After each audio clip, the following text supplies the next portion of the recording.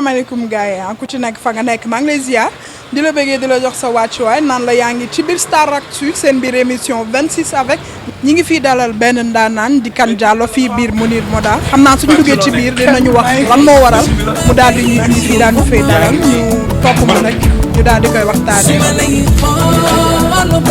non mais balaa may xool damay xool yu baax la xam naa aussi Mounir Moda ah waaw mais kaay bi ñu delloo parce que comme fii ngeen ne. mais kaay fii nii daal tey moom loo ci góobee rek kaay ko. lu xel xalaat xol bi yëg ko sama mere may bëgg jóg di bëgg doon baby yaay jege ma waay yóbbul ma sori waay baby yaay jege ma waay yow yaay sama waay yaay fon ma baby mais comme genre yi moom jigéen rek lay ñaw góor rek lay ñaw day ñaw jigéen. unisex. ñaar yëpp lay def. kon neex na mais day def ay tartan aussi de gis naa loolu mooy maanaam moom dalay jaay yére jox la daal nga sax def mbaxane xeeñal la nga ne takal la comme mu nit dalay jaay yére ay ci kan ci loo nekk. mais maa ngi si jàmm Papa et di kontaan ci li ngeen teew seet si Kane Diallo ça fait plaisir donc di leen wax bismillah ma. man dama lay ziar ba pare parce que gars yi dañ naan xale bi booy bi dafa waane quoi. waaw mais waane ci la bokk xam nga mbir mi moom waane ci la bokk xam nga donc dañu nekk ci milieu boo xam ne aussi il faut ngay parfois ngay xaw a waane tuuti ndax am y a la simplicité derrière donc voilà c'est ça. mais tey soo ma doon wax Kane en tant que le fils de Mbassou Niang nga commencé sa carrière en 2010 su ma juumee nga gindi ma 2015 ngay soog a génn lu waral loolu. waaw bon tout d'abord damay préciser rek que ni dëgg la 2010 laa commencé musique mais 2010 ba 2015 génneewu ma ci dara dama doon def sama ay affaire xam nga di mbapat comme ni nga koy waxee. jéem a gëstu musique xam ko parce que musique bala nga kaa def il faut nga xam ko et man li nga xam ne moom laa opté pour def ko musique la boo xam ne musique traditionnelle la world musique xam nga bàyyiwuma benn façon donc je fais tout ah nga xam ne buñ ma nee Kane Diallo suba lii lañ bëgg nga def ko donc loolu il faut du temps pour que nga mën ko am nga am expérience bi jàng ko mu nekk ci yow il faut beaucoup de temps.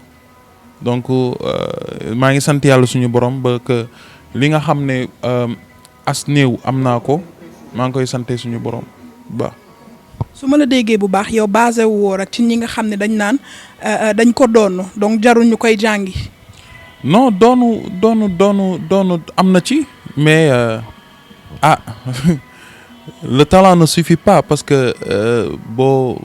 doonoo aussi te jàngaloo te xamoo dara. loolu vraiment doo neex a jàppale aussi doo neex a pousse musique bala nga kaa def il faut nga am dara am lu nekk ci yow ba pare mu nekk benn don mais aussi mu nekk luy nelaw loo xam ne après yow yaa koy yee bi nag mooy que ni da ngay liggéey pour mën a yóotu loolu am ko waaw. mais ci loolu noonu nga wax jàng boobu nga wax est-ce que du ci jàng bi nga basé woon ba nga toogee di wax naan yow soo sañoon musique. kenn du la ci jàppale yow yaay demal sa bopp est-ce que du foofu nga ko jëlee. waaw xam nga lu tax ma waxee ko noonu mooy que ni xam nga demal sa bopp ñu xam ne yow yaa gañeel sa bopp dafa neex tamit aussi xam nga fii képp ku fi ñeme rek dañ laa déey man c'est vrai que ni war na ma mën a jàppale sumay papa ñu ngi fi samay nijaay ñi ngi fi. ñëpp a ngi fi macha allah et que ñoo ngi koy def sax mais quand même ndimbal na ciy fekk loxoy borom lu tax ma wax loolu mooy que ni bugguma yaafus bugguma nekk nit koo xam ne tamit damay croiser les bras lépp di ma ci fekk wala mu yomb trop parce que neneen bu lépp yombee ëllëg doo xam noo koy téewee donc looloo taxoon may wax loolu mais bañuma ku ma jàppale bañuma ku ma puus bañuma ku ma déy bañuma ci dara waaye tamit kuy ñëw rek na fekk man tamit maa ngi ci mu fekk ma ci waaw.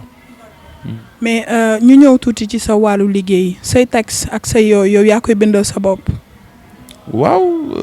am na si yoo xam ne nag parfois dama koy joxe ñi nga xam ne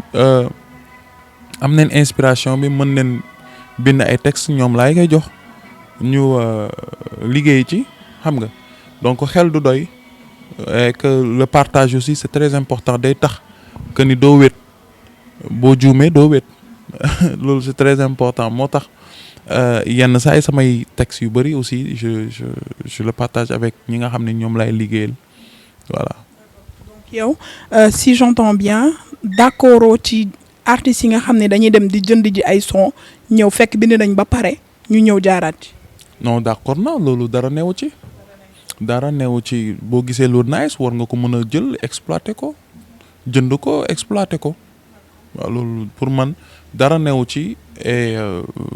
xam nga nit ku nekk ak tolluwaayam nit ku nekk ak façon bu muy liggéeyee donc voilà pour man loolu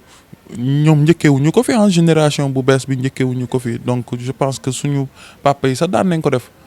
donc dañuy ñëw fekk morceau bi nga xam ne pare na ñu jël ko exploiter ko def ko lu ñu ci war a def donc loolu pour man c'est rien. su ma la laajee loolu c'est parce que fan yi passé gisoon nañ coow bu fi amoon ñu gis ni tey jii nii ci jënd boobu noonu. lu mu def quoi donc ba coow juddu ci tey jii nii loolu noonu noo ko gisee yow ci showbiz bi. pour man c'est un malentendu la ñàkk waxtaan rek moo ci am ñoom ñëpp benn leen et que ce sont des personnes yoo xam ne ñu bëgg liggéey lañ man je vois pas le mal sincèrement je vois pas le mal ci côté ñaar yëpp sincèrement ñàkk waxtaan rek moo ci am et que ñoom ñëpp ay liggéeykat lañ et je pense que bon dina leen servir leçon pour une prochaine fois donc c'est ça en fait voilà. actuellement kan ci lan la nekk parce que man dama dégg ni que yow say clip ak say yëpp yow yaa koy joobal sa bopp nu mu demee noonu. J'ai une équipe qui est derrière parce que man sama xalaat rek laa am ak samay idée su ma ko jëlee nag ñi nga xam ne ñoom yàlla dafa def seen xel màcc ci loolu dinañ ko jël mën ko exploiter yàlla boole na mag nit yoo xam ne macha allah lu ñu def ak man rek macha allah yàlla def ci jàmm. Et je profite de l'occasion de remercier leen ku ci mel ni Pac DJ bi nga xam ne moom moo def clip bi ma mujjee def ñi nga xam ne ñoom laay liggéeyal aussi xam nga su ma limee damay juum te bëgguma fàtte kenn donc macha allah ñu nekk ay nit yoo xam ne très engagé bëgguma jàppale ci boor bu nekk donc voilà loolu la demee. diggante Kane Diallo ak artistes yi parce que gis nañ ni showbiz bi fu mu nekk ni clan par clan la. ku ci nekk gis nañ fa nga féete wala fa ña ngay doxanteel mais Kane Diallo moom kenn du ko gis ci détail yooyu. waaw man je suis pas dans ay affaire u clan yooyu sincèrement je suis pas dans néew ma ci yooyu sax wax dëgg yàlla et dama koy dégg rek xam nga clan moom néew ma ci waaw te su ma doon ñoom nag duñ ci nekk su ma doon ñoom lenn rek mooy nekk seen clan mooy liggéey waaw ku leen wax lu dul liggéey. mi ngi leen di nax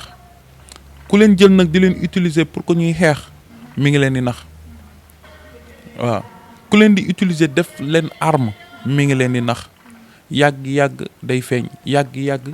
ëllëg di nga wéet et que di nga ne su ma yëgoon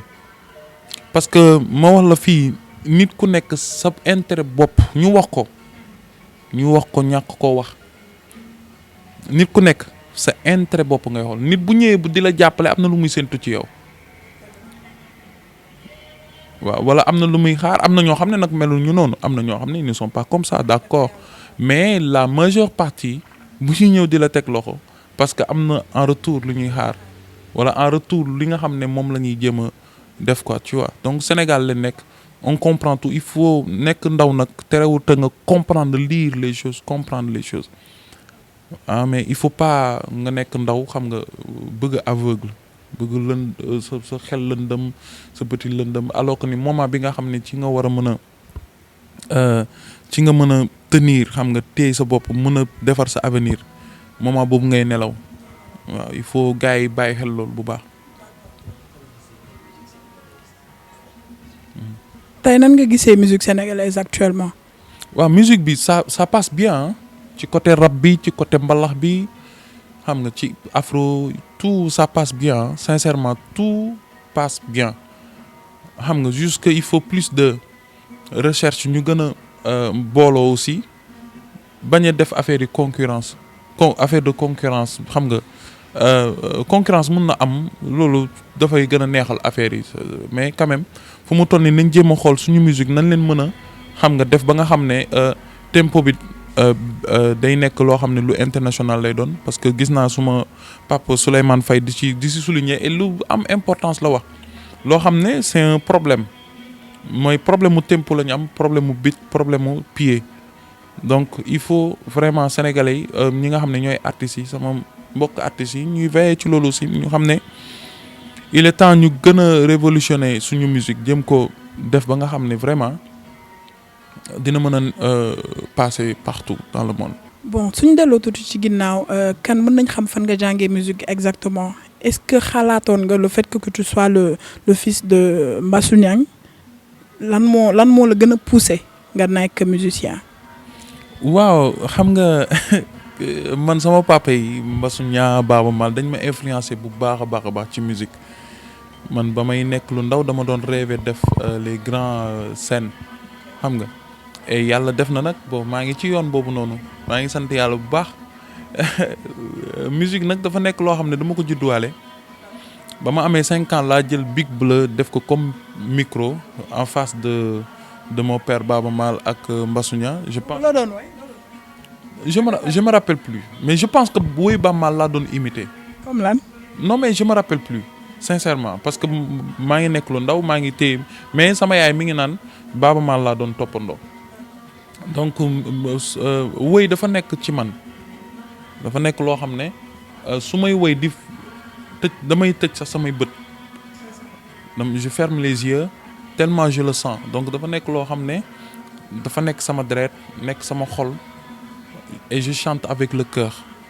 d'accord voilà loolu la nag loolu daal laa mën a expliquer bon à part ñi nga xam ne ñooy sumay papa ñoo ma influencé bu baax a baax macha allah père et fils j'étais avec lui il y a même pas longtemps mu xamal ma lu bëri te c'est une bibliothèque Baaba Maal boo toogee ak moom mun na la wax ay wax yoo xam ne mun na la servir ba ngay dee donc kooku c'est un professeur c'est un père c'est un idole donc laaj nañ ma ko à chaque fois buñ ma ko laajee donc mu ngi mel ni ñu ñëw ne la sa papa bi la jur ne la yow sa relation ak moom doo xam sa à la fin looy wax looy tontu waaye. lan la def le fait que tu sois le fils de Mbassou Niang et de Baaba Maal tey jii nii lan mooy inconvénient bi ak lan la apporter. c'est une fierté pour moi parce que ku ne Mbassou Niang wax Baaba Maal ku ne Baaba Maal wax Mbassou Niang et yàlla dafa def Mbassou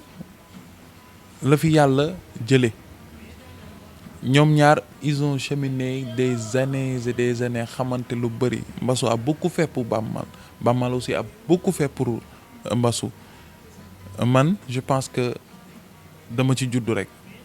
donc te Baaba Maal fu mu toll nii mooy suñu kilifa en fait loolu xam nga loolu la yàlla def il faut ñu nangu ko Baaba Maal suñu kilifa la donc c'est ça en fait. fan nga bëgg yóbbu sa musique actuellement ak fi nga toll nii en tant que jeune. wax dëgg yàlla li may rêvé xam nga yàlla nag moom mooy def moom mooy dogal ñoo ngi liggéey et on n'a pas de producteur malheureusement et c'est vraiment dommage pour nous ñi nga xam ne artistes yi nga xam ne on est ay jeunes ay on est talentueux je dirais pas de jeunes parce que fu mu toll nii weesu nañ foofu quoi xam nga parce que léegi ñoo ngi ci beneen étape on rêve vraiment de faire xam nga ay scènes yu mag a mag xam nga on rêve aussi vraiment jël drapeau Sénégal xam nga représente ko fépp partout dans le monde et man loolu am naa ci yaakaar si suñu ndimbalu ñi nga xam ne ñooy suñu papa yi donc suñu papa yi il faut ñu xam ne tamit y a des jeunes qui sont là et ñoom ñoo war a taxaw dimbali leen dimbali bi nag ku ne xam na ni Baaba Maal am na carnet d'adresse ku ne xam na ni Youssou Ndour am na carnet d'adresse ku ne xam na ni Ismaël Lo am na carnet d'adresse du dëgg samay papa lañ Thione Seck tamit kazalika il faut ñu jéem a xool nu ñu branché branchement boobu noonu moo ñuy indil open moo ñuy indil leneen et c'est très important donc c'est une chose boo xam ne il faut vraiment ñu xalaat ci bu baax a baax waaw surtout sama papa Youssou Ndour moom dama koy wax parce que voilà sama papa Baaba Maal tamit sama papa Thione Seck aussi Ismaël Lo aussi ah man moom ku ma si seeti moom sama papa Baaba Maal waxaale moom on était ensemble hier donc su ma ko waree wax loolu dama koy wax waaw tey je pense que moom balaa ma kaa wax sax moom xam na ko Youssou Ndour maa ngi ñëw ak ñeneen tamit xam nga donc voilà. instant bi lan lañ mën a xaar ci 2021 bi ak Kane Diallo. sama album pare na di wax ni rek sénégalais yi du ma maye album du ma ko envoyé WhatsApp incha allahu liggéey naa loo xam ne wax dëgg yàlla mérité wul ñu koy passé ci ay WhatsApp liggéey naa loo xam ne vraiment du ma ko jël di ko yónnee ci ay WhatsApp liggéey naa loo xam ne ñoom ay sénégalais yi war nañ mën a jël benn 100 francs def ko ci Kane Diallo donc c'est ça l'album arrive incha allah bientôt et di espérer que ni sénégalais yi ñu jàppale seen doom parce que suñ ma jàppalee seen bopp lañ jàppale parce que man ëllëg ñu xam ne rek ni man je suis un jeune entrepreneur boo xam ne am naa ay nit yu nekk sama ginnaaw aussi ñoo xam ne yaakaar ci man lool donc pour ñu mën a jàppale seen doom il faut ñu jënd album waaw di ko promouvoir aussi. mais tey jii nii soo amee benn fans boo xam ni mënu ko jënd wala mën nga ko wax à travers fan nan lay jaar ba am album boobu tey su amulee les moyens pour jënd ko foofu nu muy def di xaar ku ko envoyé WhatsApp. on fera tout nos possible pour que l'album soit accessible partout ku ne mën koo jënd xanaa loolu neex na waaw dinañ def album boo xam ne ku si nekk bu fekkee Vieux Diouf CD la mën a jënd bu 5000 mu jënd CD bu 5000 bu fekkee Faafa moom clé bu 10 000 la mën a jënd mu jënd bu nekkee Lisa moom dafa bëgg jënd CD clé boo xam ne mi ngi jar 1 million yéene ko Kane Diallo ñu defal ko je pense que mbir mi du question de dinañ ko def ba nga xam ne du question de kii mais juste pour génne benn sou maanaam benn ñaar dërëm pour Kane Diallo je pense que loolu c'est très important. lax ñu lan moo tax ngay nuyu tey biir Mounir Moda pour ñu tourner fi émission bi. waaw kooku c'est mon frère moom ci biir Welma la bokk dafa bokk ci mbir yi donc daf may sañseel daf may gunge ci lu bëri di ma soutenir donc c'est une personne exceptionnelle te ba pare ndaanaan la yu rafet lay defar donc moom mooy li ma lay wax man du ma dem fenn fii mooy suma bërëb donc voilà yàllaa ñu boole daal la mën a expliquer donc waa merci Star Actu maa ngi leen di remercier waa Star Actu maa ngi leen di remercier Vieux Diouf yow tamit ak suñu caméraman bi macha allah di remercier Lisa xam nga vraiment di leen wax ni yàlla na yàlla def jàmm Sénégal mbas mi yàlla na fi jóge xam nga ba nga xam ne ku nekk mën a dellu ci ay occupation ci barke Seydina Mohamed sallallahu alayhi wa sallam. actuellement ak Covid bi nan nga dundee say projet say programme. waaw non c'est très difficile ñu wax ko ñàkk koo wax c'est très difficile de nga doon produire ñu jékki-jékki tëj lépp amatul revenu y a plus rien da nga toog croiser les bras metti na mais yàlla ak yàlla moom lépp lu mu dogal nag dañ ko koy nangul di ñaan nag yàlla na fi mbas bi jugee et que ñu mën a delluwaat suñu occupation mais nag vraiment metti na trop. Guerre non man je suis pas xawma ay affaire de guerre yooyu noonu xam nga mënoo nekk guerre ba pare di man xawma yooyu sax billaay wallaay zim xawma ko sax. man ñun ñëpp am nañu ay guerre kan ku ma jox sax boo ma joxee sax affaire bi dafay rëy ci man parce que tellement xawma yooyu donc xawma teraanga nag xam naa ko mais man may def teraanga laa xam mais que may defar teraanga dafay rëy ci man ba nga xam ne c'est dafay énorme donc du coup du question de rëy nag mais nit ñi ñoo bokkuñu en fait man géer laa comprendre ñu bëri nag xam nga géer bu yàqu laa damay woy rek waaw mais sincèrement du am na ñu may defal nag am na ñoo xam ne vraiment ci mbas bi dinañ jékki-jékki defal ma Wave wala Orange Money di jégalu ci publicité bi aussi mais damay jékki-jékki mais loolu dafay rëy ci man ba nga xam ne macha allah sincèrement waaw. mais kon yow bokk ci ñi jëli di ci kii bi fond bi nga xam ni gars yi génne nañ ko pour jox la. xaalis la ah oui. loolu au moins boo ko récupéré dina am ñett wala ñaar ñoo xam ne di nga leen ko mën a jox ñu bénéficier ko et que man loolu laa def dama ko jël am ña ma ko boo ci mën na jënd ñaari saaku ceeb ba ñett nga am ñoo ko jox ndax am boo lijjantee sa bopp ba pare war nga mën a il faut pas être égoïste quand même il faut pas être égoïste tey sa xaalis la dama jëli ci ko yaa ko moom. bon qu'est-ce que ça te fait ngay dégg gars yi à chaque fois rek ñu naan Kane Diallo dafa yaru lan nga leen defal ak lan nga leen wan. waa xam nga yaru moom lu mu la mayul du la ko xañ man loolu c'est naturel damay gërëm sumay waajur di leen sant bu baax parce que li ne ci man ñoom ñoo ko def yàlla suñu borom nag mooy baaxal mooy yar mooy def lépp donc sant yàlla bu baax a baax. loolu sénégalais yi buñ ma ko benn médaille laay wax la loolu médaille la ci man en fait mais loolu bof parfois nag bu ko laajee dañuy xaw def bruit parce que musique tamit mais non ça dépend ni nga koy defee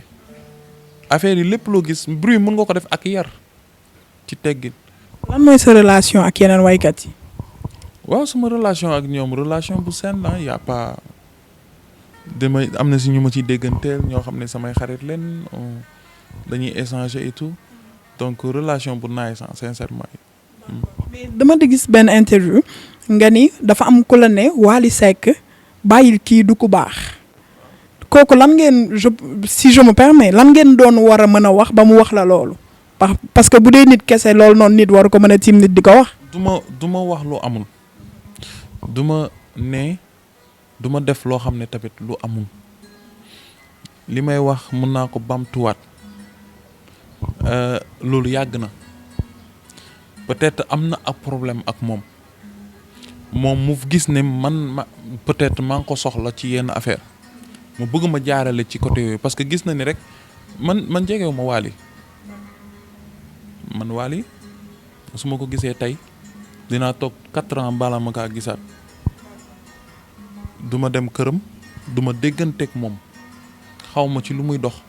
xam naa ni daal nit ku baax la mi ngi def lu baax de bonne action man mii di wax ak yow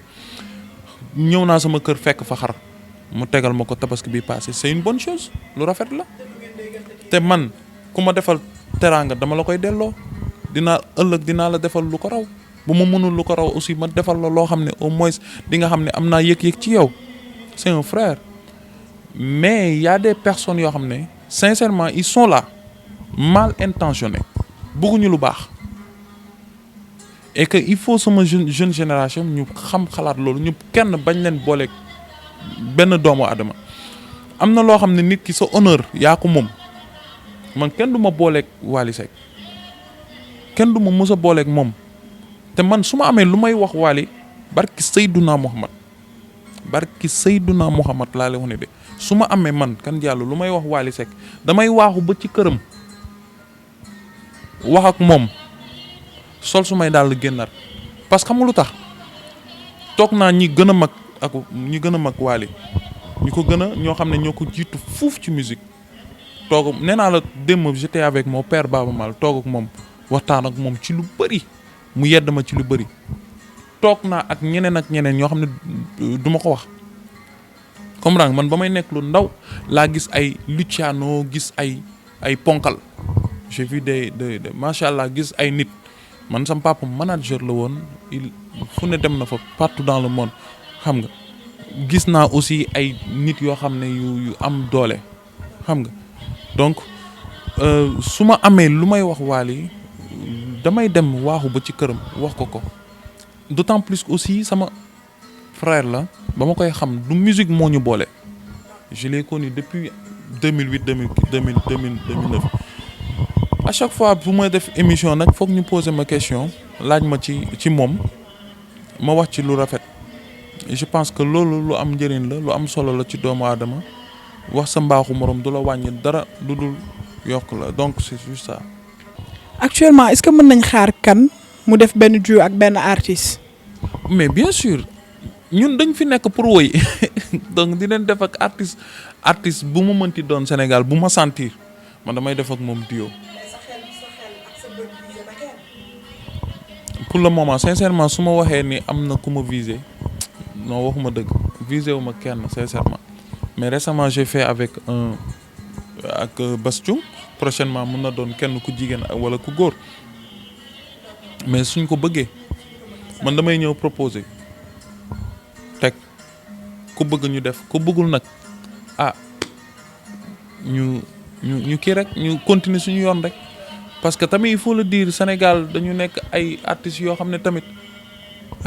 dañoo doy waar loolu tamit dañoo doy waar trop farfarloo bi am na moom laa lay wax nee naa la parfois sax da ngay ñëw proposer ñi nekk ci ginnaaw ne bul jël bul def lii bul def laa waaw def naa ko rien barki Seydina Mohamed amul dara lu ma wàññi amul dara lu ma def lu continuer sama yoon nekk ci leneen. mën naa xam ban artiste la. non du tout jamais. dañuy waxtaan. non non du tout du ma ko mës a wax non t'inquiète surtout pas. kan lan nga xalaat tey jii ki nga xam ni moo di Mara Star bëgg nekk ex danseur doon yëngu fii ci culture Sénégal lan ngay xalaat ci moom ñëw nekk Japon ñëw Sénégal di fi investir ubbi fi studio de prod tuddee ko MSP. waaw tout d'abord dama koy féliciter et que di ko encourager di ko wax ni nag investir Sénégal yombul. Investir Sénégal yombul parce que bon y a des coups bas y a tout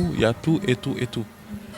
et que lu ñëpp bëgg aussi il faut nga comprendre xam ne ni nga koy doxalee ni nga koy defee juste que bu ko kenn boole kenn na jël mbir mi yaatal ko def ko mbiru ñëpp tu vois donc je pense que loolu am na solo et je le félicite Mara et que j'espère dinañ